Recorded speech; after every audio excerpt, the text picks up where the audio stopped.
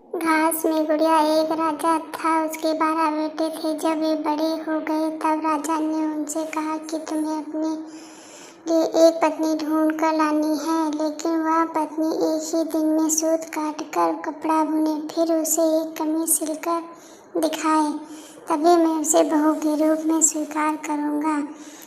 इसके बाद राजा ने अपने बेटों को एक एक घोड़ा दिया। वे सभी अपनी अपनी पत्नी खोजने निकल पड़े। कुछ ही दूर गए थे कि उन्होंने आपस में कहा कि वे अपने छोटे भाई को साथ नहीं ले जाएंगे।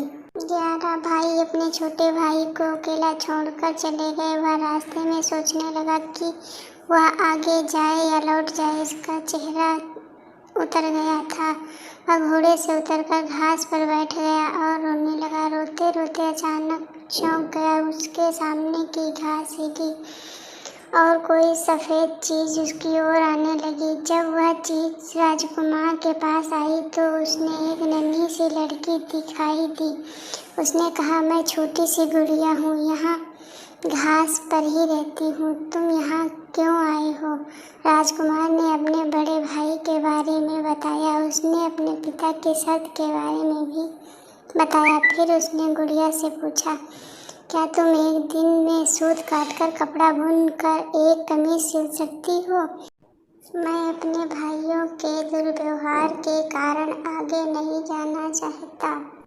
गुड़िया ने हाँ कर दी। तुरंत ही उसने सूत काटा, कपड़ा बुना और एक छोटी सी कमीज लेकर महल की ओर चल पड़ा।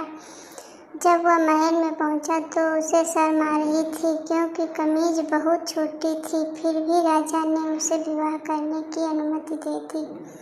राजकुमार गुड़िया को लेने चल पड़ा। जब वह घास पर बैठी गुड़िया के पास पहुंचा तो उसने गुड़िया से घोड़े पर बैठने को कहा। गुड़िया ने कहा, मैं तो अपने 2 चूहों के पीछे चांदी की चम्मच बांधकर उसमें बैठ जाऊंगी।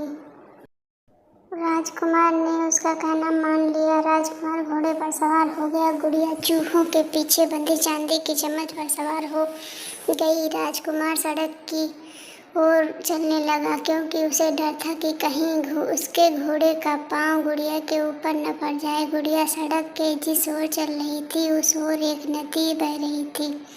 अचानक गुड़िया नदी में गिर गई, लेकिन जब वह नदी के अंदर से ऊपर आई तो राजकुमार के सामने बड़ी हो गई। राजकुमार बहुत प्रसन्न हुआ।